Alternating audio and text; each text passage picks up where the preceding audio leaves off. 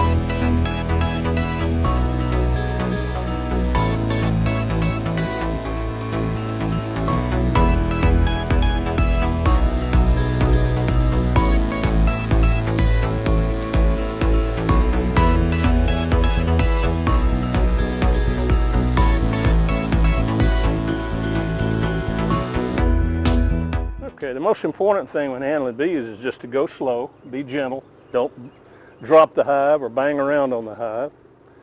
In order to look at this hive, I'm going to take the first frame out so that we have room to move the other frames around in the hive. As you might, I don't know if you can see from there or not, but this hive is packed with frames. Even this outer frame is packed. And as you can see, they have all of this brown portion right here is capped honey. This is honey for their use, and you can see the wetness in these other cells. That's where they're storing honey right now, and it's not dry enough, it's not dehydrated enough for them to cap it. Once it dehydrates, all the water gets out of it, then it's honey. And that's when they'll put the cap on top of it. How often do you extract honey out of these hives? I do it just once a year. There are other beekeepers who extract twice a year, once in the late spring and once in the fall. I only do it in the fall. That's what people call robbing the hives, right? That's right. That's right. And one great benefit of being a member of the Chattahoochee Valley Beekeepers Association is that y'all have what I would call an extraction party, right? We do. Well, we have extraction equipment available to loan to our members. And sometimes you have sort of a group event, right? Yes, we do. Out here at Oxbow in July, we do what's called the insectival. The insectival includes the beekeepers extracting honey from these hives for Oxbow. These hives actually belong to Oxbow Meadows. Now, we maintain them for Oxbow. So at the insectival, we'll extract all the honey. We do a public demonstration. We usually do 4 viewings. We do 4 different sessions because it's usually a standing room only. And the auditorium only holds 85 people. So, well, I think that's such a good benefit because I know I was a backyard beekeeper for a while, and for a small hobby backyard beekeeper, you probably don't want to buy all of the equipment to, the extractor, but you still want to get your honey. Sure. So it's a great idea to be able to, work together as a group and borrow that That's equipment. Right. Plus you learn how. Yeah, I didn't even know how to extract, so. Now this one you can see they're just beginning to cap the honey in this frame. Okay, and while we're doing that, I want to get my sous chef Abby to tear up some spinach leaves for me. Can you do that? Yes. So you just tear the stem off and then break them up into little pieces as small as you want. And we'll let that cheese melt down. So I also used a lower fat cheese. The dietary guidelines advise to eat. You can just put it right there on the plate for now. Good job. And just keep doing. Let's do a few more too and I'll help you. So the dietary guidelines advise that when we do dairy products, we try to stick with low fat or fat free. So I choose a lower fat cheese, again, to just keep the fat content down. The great thing about a recipe like this is we're going to add spinach as the vegetable, but if you had corn or black beans at home, you could just throw that in. You could even make it a breakfast dish by adding some scrambled eggs, or if you had leftover chicken, toss it in. Really, once you have the base down for a simple and easy quesadilla and your kids can help you make it, you guys can choose together what you want to add. You think that's enough spinach? Yeah, I think that's enough. I think so too. Okay, so we just sprinkle it right on top there. And then the next thing we're going to add is our favorite salsa. You told me you like chips and salsa earlier, don't you? So whatever kind of salsa you like to buy at home, you can use here, and we just spoon a little bit on top. I like the one in the pizza on the bottom of the pizza. Oh yeah, like marinara sauce. You could use anything you want. Okay, so once that's there, all we have to do is fold the quesadilla over. The cheese is still working on melting. And then we're just going to flip it over and let it get warm on both sides. Okay, so do you ever eat spinach, Abby? No. I didn't think so. It's not really a very common vegetable that kids eat, but what we find in Body Quest is that when we let kids taste the spinach leaves over and over again, they tend to like it after a while. And you're going to make it rain. So put about, I don't know, a ½ inch of water on the top of your Just in one topsoil. spot like this? Doesn't matter. It just needs to be on top of your topsoil. Oh, I see what's happening. Yeah, so see, we're making layers. Okay. And with the clear cups, can I have some spray? Mm-hmm. So with the clear cups, the kids can really see the layers of the water. So now How interesting. So our groundwater's trapped. our groundwater's trapped. We will have some leakage from the top that'll leak down. That happens. That's the way real water gets moved from the top to the bottom. So then, if we have pollution, we're going to represent some pollution by red food dye. Okay. So what I'm going to do is I'm just going to drop a couple of drops of red food coloring in there. I'm going to do 3 drops in 3 different spots. And if you'll put a couple of 3 drops, whatever you're comfortable with, in the top of yours to represent pollution. All right. So now we have a polluted surface water, but unpolluted groundwater. So what we're going to do is we're going to select our well, whatever color you'd like. Blue. All right. I'm going to go with green. And you're going to drill a well down in the very center of your area. So just drill it all the way down until it hits the bottom of the cup. Okay. Okay? So then we are now the well pumps. We drink some of the water, and you're going to watch the surface water recharge Oh, your I've got aquifer. pollution. Look, I've got pollution You've down. already got some pollution Okay. going on. So we're going to watch the aquifer get recharged from our surface water.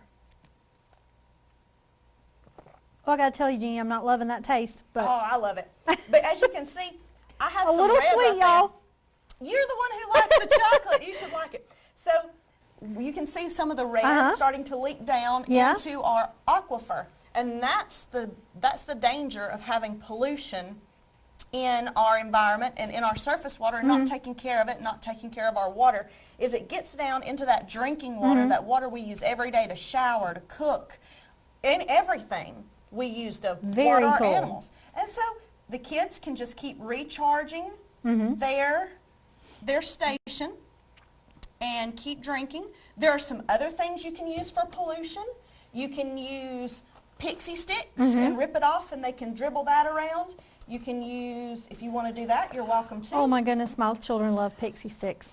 You can use, this is Kool-Aid, and so you just dribble a little Kool-Aid in the top, and they can definitely see when that Kool-Aid hits the water, it'll turn colors, and it's really easy for them to see when it starts moving down into the aquifer. You can always use an oil slick, which gives you more chocolate into your diet, so you'll have the chocolate there as well. And so there's lots of things that you can get the kids to use to kind of pollute their aquifer so that they can get the visual that pollution That is surface traveling water through. eventually goes to our It drinking does. water. That's how we recharge the aquifer. It gets there through rainfall. So this is- every time it rains. This is one way 4-H is teaching our kids and our 4-Hers to be better stewards of our environment and to our water in particular, which is so important here. And we do get a lot of water from groundwater and from wells, and we also get our water from the Chattahoochee River. So we do other programs to talk to them about how important it is to take care of our river resources as well. Exactly. And we'd love to get out into even more schools that we're in and have even more community clubs. So if you have an interest in your school, if you're a teacher and you want to have us come in your classroom, We can come in your classroom once a month, every couple months, whatever you would like. We'd love to come in and share this. We bring this stuff, and we have a ton of other different programs that we do. We do wildlife, we do water quality, we do forestry, we have some cooking stuff. We do a lot of different stuff. So anybody who would want to, they can give the office a call. We'd love to come out and join your program and join your school. Got to give them a second to think about their life and think about if they want to run back to the stream or not. And they'll usually start to wiggle around and we'll be able to see them. In our study pan, there are several different handouts that we will show the kids. There's the volunteer monitors field guide, so everybody, a leader in each group, will have a aquatic vertebrates field guide, and it has all the different microinvertebrates inside it that will show what they're finding, how to identify them, all that kind of good stuff. So, you know, they'll be able to really figure out what they're looking at and what kind of bugs there are out there in the stream, okay?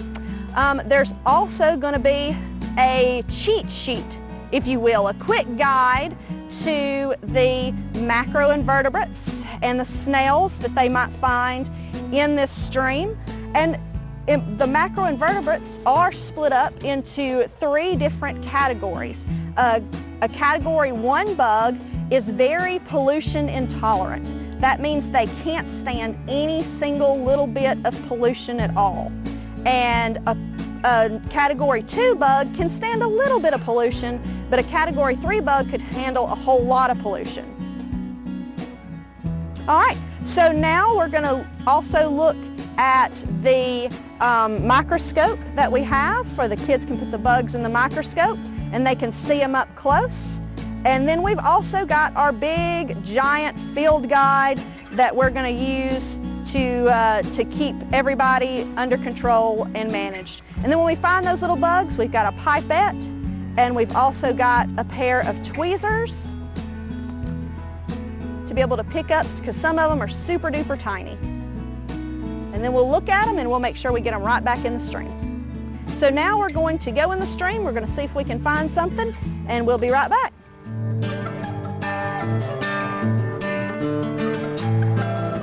So Brianna's going to go to the stream and she's going to put about 1 inch of water in our bucket. Make sure it's nice and clean. She's not trying to get any of the dirt or the silt. That way she can see the bugs easily once we find them. And then she's going to come back and set it next to her drop cloth. And then she's going to take her kick net and she's going to enter the water.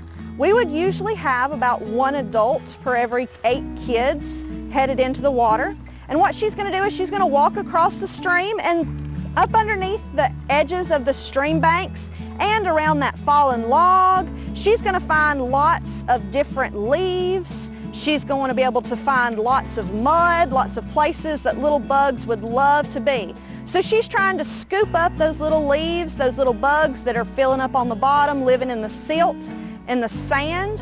She's also going to go over to the side of the stream and she's going to run her kick net up underneath the edges of the stream. She's going to try to pick up a little bit of that silt, see if there's any leaf matter that she can pick up, because those little bitty macroinvertebrates love to hang out on those leaves and hide, especially if they feel a little scared.